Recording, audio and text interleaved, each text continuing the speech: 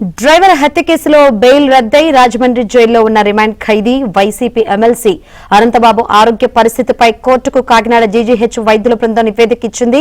అనంతబాబుకు రోజు 2400 నుంచి 2500 వరకు హై క్యాలరీ ఫుడ్ ఇవ్వాలని, 80 గ్రాముల వరకు ప్రోటీన్ డైట్ అందించాలని, గట్టిపరుపు, సర్వైకల్ దిండు సమకూర్చాలని సిఫార్సు చేసింది. రాజమహేంద్రవరం ప్రిన్సిపల్ జిల్లా జడ్జికు ఇచ్చిన ఈ నివేదికలోని అంశాలు ఇప్పుడు తీవ్ర చర్చనీయాంశంగా మారాయి.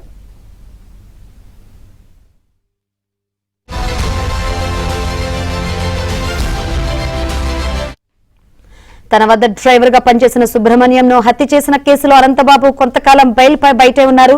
అయితే కేసులో సాక్షులను బెదిరించి అడ్డంగా దొరికిపోయారు. పోలీసులు ఆయనపై కేసు నమోదు చేయగా న్యాయస్థానం ఈ ఏడాది ఏప్రిల్ 25న రిమాండ్ విధించింది. అప్పటి నుంచి రిమాండ్ ఖైదీగా ఉంటున్నారు.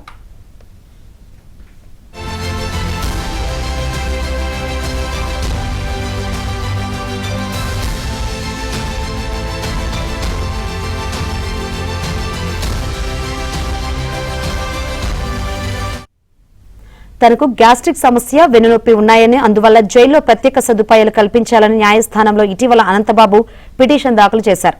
ఈ నేపథ్యంలో ఆయనకు వైద్య పరీక్షలు చేయాలని న్యాయస్థానం ఆదేశాలు జారీ చేయడంతో కాకినాడ జీజీహెచ్లో ఈ నెల 20న పరీక్షలు చేశారు. కోర్టుకు వైద్య బృందం నివేదిక ఇచ్చింది.